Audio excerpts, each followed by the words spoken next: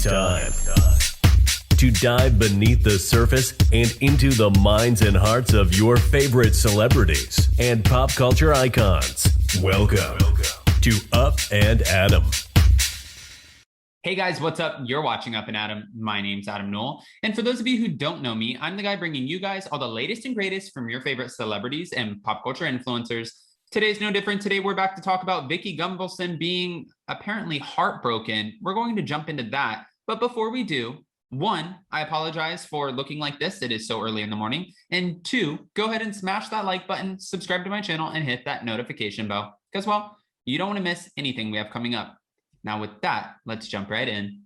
All right, guys, so we know that Vicki Gunvalson was labeled as a potential anti-vaxxer last week, and her son, well, Mike Wolfsmith, he's been very vocal on social media, not only about coronavirus, the pandemic, the vaccination, his mother's thoughts on it, but also on her fiance Steve Lodge's potential run for governor. Vicki's son, Mike, posted a photo and he put, we out here, and you can see where he's getting the vaccination, and he put hashtag the jab, hashtag not dead yet, hashtag Bill Gates sperm, hashtag MAGA, hashtag 5G towers. Okay. All right. Everybody is entitled to their opinion, but that doesn't mean that his mom is going to like it, obviously. Of course, on his post, one of the fans of the Real Housewives of Orange County, and Vicki Gunvalson in particular, said, "What does your mom think about you getting the vaccine? I've heard that she's an anti-vaxxer." And Mike is very active on social media, so he answered, and he was just like, "She said it broke her heart, LOL. My mom's heart is broken, laugh out loud." Okay. Then, of course, another fan agreed that your mom is smart for not getting the vaccine. Michael replied, and he just said, "No, she's not. He didn't say she's not smart, but she has terrible sources of information." And he also explained guns, American flags, and invisible sky fairies, the American trifecta. I don't even know what he's ranting on about, but I just find it interesting that he's making this so public on social media. Okay, it keeps going.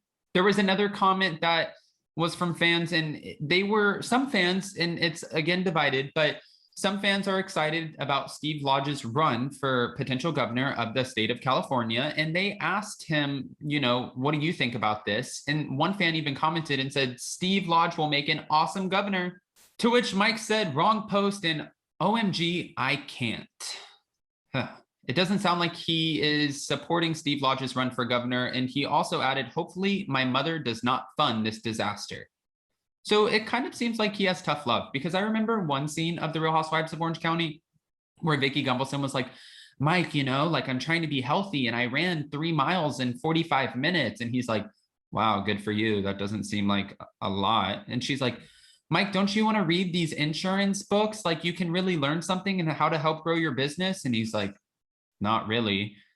Like, he's very dry. Honestly, if you've seen him on the show, I think we can agree on that. Mike is just very dry. Now, of course, Vicki has to respond to this diss when he says, "My mom can't, or I hope my mom doesn't potentially fund this disaster." And "Oh my God, I can't." She responded to the diss kind of defending where her son was coming from. And she let us know, after everything that I went through with Don Gunvalson and also Brooks, he's just very protective over me. She also said, "I'm contributing to it, but I'm not contributing to his run financially. I'm contributing with my time." And she kind of added the fact that whatever Mike said about Steve Lodge's potential run, it wasn't malicious. That's actually a question I have for you guys, though. Do you think that Mike speaking out that there was any malicious intent, or do you just think he is very black and white about it? Like, "I don't support it. I think that this is a disaster. I don't think Steve Lodge should be running for governor, and I'm entitled to my opinion."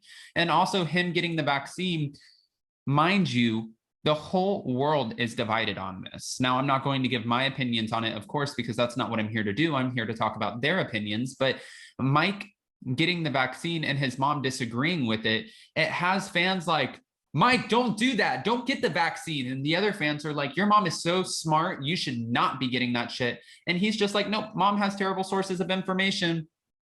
Okay. It's really mind-boggling, but it just goes to show, even within family dynamics, like people are really divided on what's going on in the world today. It's kind of sad. It's scary. It's all over the place. It has many emotions tied to it. But what's not sad is the upcoming season of The Real Housewives of Orange County, season 16, but it could be scary. We know that we have a lot to look forward to, especially after the Bravo firings of Kelly Dodd, Bronwyn Wyndham Burke, and Elizabeth Lynn Vargas. It made a lot of fans question, who exactly do we have left?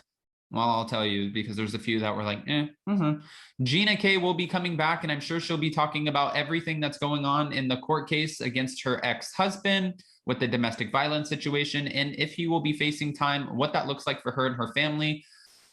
Okay, that's a storyline. Emily Simpson is back. It kind of raises the question, why did they bring Emily Simpson back? I really like her, but on the show as a housewife, I don't know how much she really brings to the show. I think if anything, Shane and his dryness and his just like dismissiveness, which is really shitty to watch when it's a husband-wife dynamic. Fans are more interested in that than they are actually interested in Emily Simpson. But then we could also ask the same thing about Robin on The Real Housewives of Potomac. Why do they keep bringing her back? We don't really know. And Shannon Beador. Shannon Beador is coming back. She's already filming the show, even though she almost got put on hold because her ex-husband took her, David Beador, took her to court saying the children cannot film. Of course, their oldest can because she's of age, but the two twins, they can't film unless you do this, meaning she cannot mention David Beador. She cannot mention his new wife. She cannot mention their baby, their family, none of it. And if she agrees to that, then he will sign off and let the kids film. But if he doesn't sign off, there's a problem here because she's in breach of contract because as a full-time housewife, she's supposed to share these moments with her children. And if she can't do that, which is kind of ironic and a little hypocritical because we've seen many housewives not able to do that. Sonia Morgan doesn't film with her daughter. Brandi Glanville was never able to show her kids. Sutton Strack is just now showing her one daughter of age, but she's not showing her other kids. Like, I don't understand why Shannon couldn't just film with her oldest daughter. But I guess Bravo was trying to issue a statement to push for her to be able to do so. It's all over the board. I don't know. But if she agrees to do that, then she can continue to film and be a full-time housewife. And also, David not only stopped there, he's like, I want you to pay my legal fees because it took my time, it took my money, and you can pay it. Since you want to be on the show, pay for this. I'm sure she's going to pay it because the show is her main source of income, and it's how she puts food on the table for not only herself and also the rest of her family, her children. So with that, it's also a huge platform for her business, and her business is thriving right now. So paying a measly $6,000 to $10,000 in her world, I don't think that that's going to be the hardest thing to do. Also, guys, we know and we're anticipating Heather Dubrow coming back. Heather Dubrow was just seen on Instagram on her social media where she posted, well, and it was a photo of her and Vicki Gunvalson. But we found out later, after all getting excited, that Vicki Gunvalson was not actually filming. So they just met up or they ran into each other. Whatever the case was, it wasn't a filming event. So as of right now, we still don't have Vicki Gunvalson back, but fear not, we do have Tamra Judge. Tamra Judge is returning as a friend of, alongside Heather Dubrow and three newbies, one of which we know very well at this point, Noella Bergner, who's going through not only her divorce, but also her husband's legal tax woes when it comes to being, or owing back almost $6 million in unpaid taxes. That's a whole situation in itself. And she's addressing her relationship with Bronwyn Wyndham Burke. The other two women, you have some big shoes to fill because season 15, the ratings were in the tank, in the trash can. They were garbage. So we need you to step it up and make sure that we have one hell of a show. Come on, ladies, you can bring it.